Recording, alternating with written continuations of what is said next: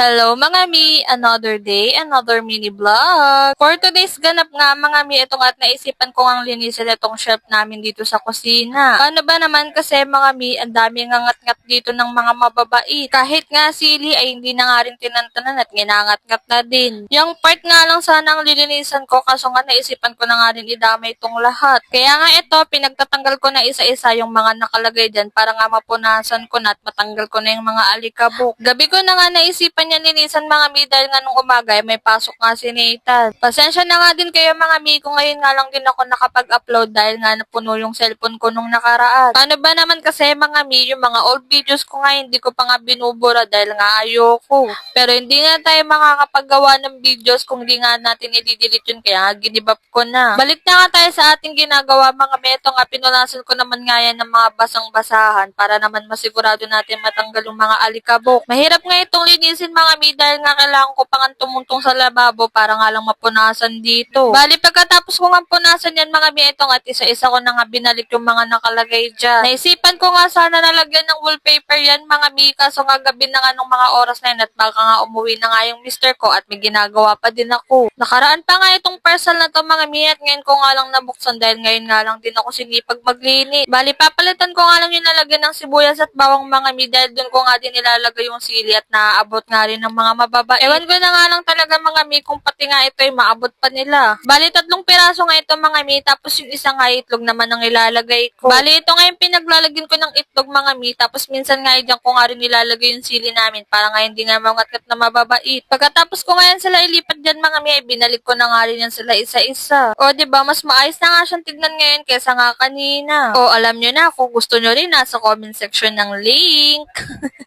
Oh, 'di ba? Nang budol pa nga.